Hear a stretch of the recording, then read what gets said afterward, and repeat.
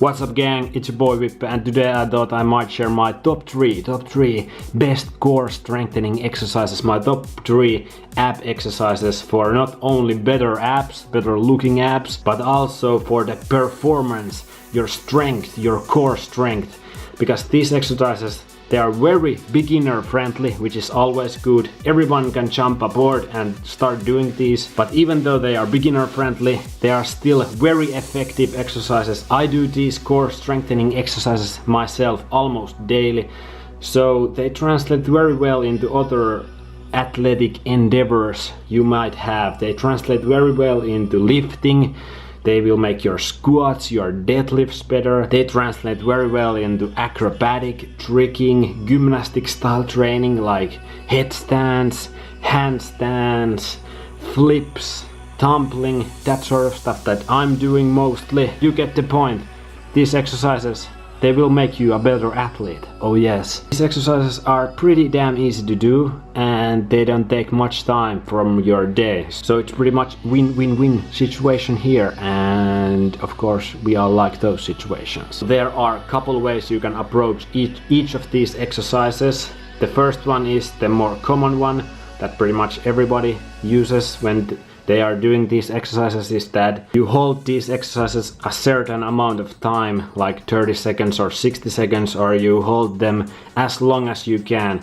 And it's good approach. I recommend it for you. Just know that don't hold it any longer than you can't. If you ain't doing these exercises with the perfect form, the form you need to be doing these exercises, the benefits these exercises will give you, they go away immediately when you are lacking on your form. You are not doing these exercises the best you can. At that point, when you can't keep the perfect form anymore, that's your clue that don't hold it any longer.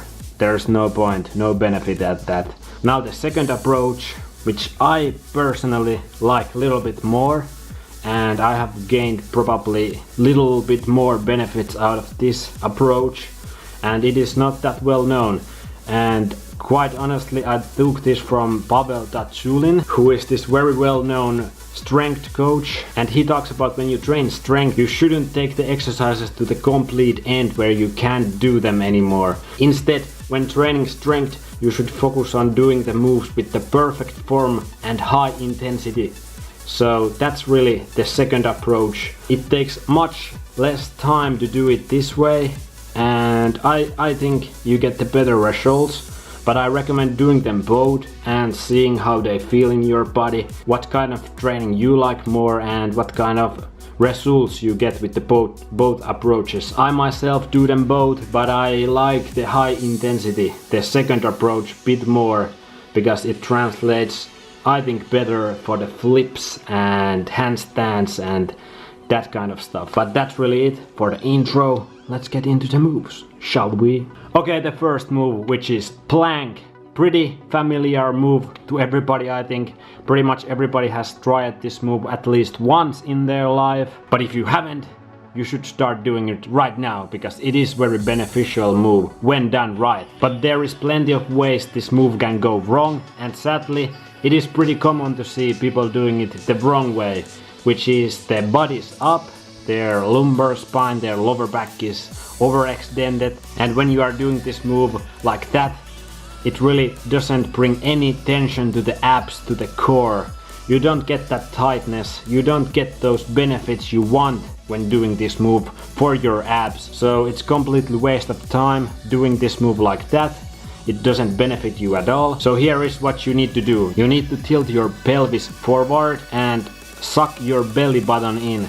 And this way you will feel it immediately. You will get so much more tightness. Your abs will get so tense when you do this.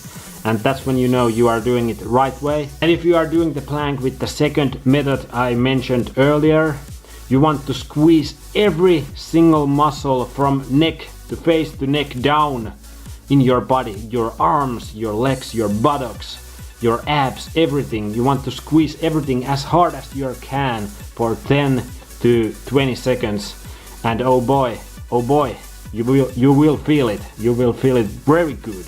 very good. Or you can hold it as long as you can, but when you can't keep the form correct anymore, that's your sign to stop doing it and come back it later. Alright, the second move, hollow body hold. You might have seen some gymnastic athletes do this move, and they don't do it for nothing. This is very beneficial move and very good starting point for your handstands and your flips, your tumbling.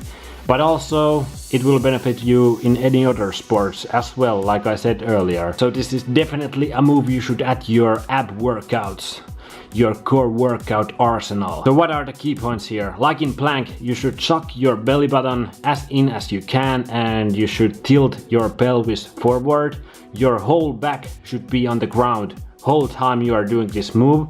Then you want to keep your legs and your arms as straight as possible.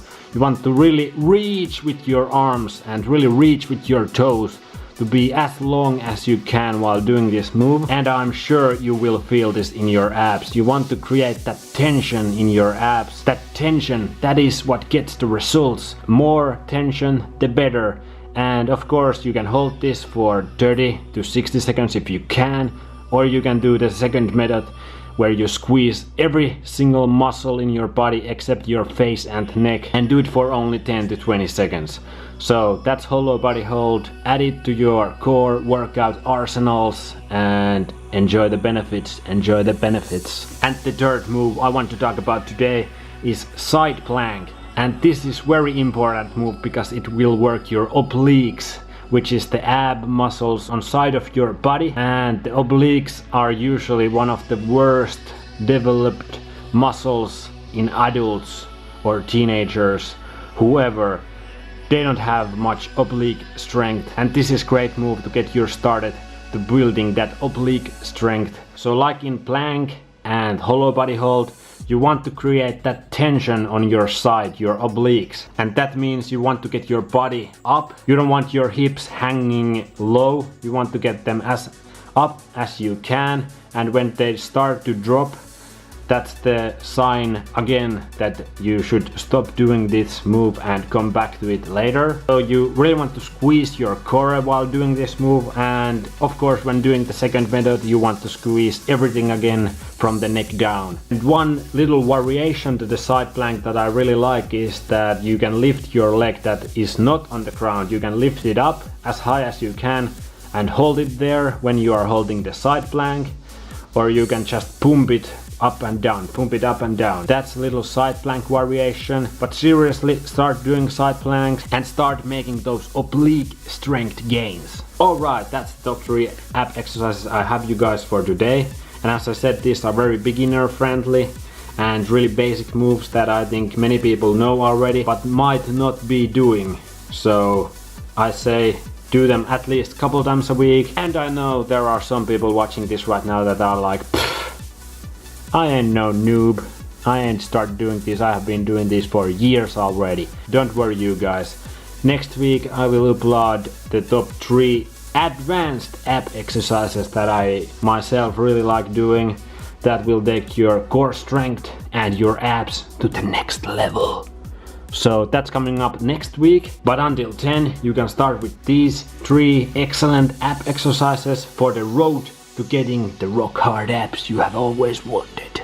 Alright guys, that's it for the video for today. Subscribe for more and leave a like. Share this with a friend that needs little help to getting better abs. And see ya. Peace out from Finland.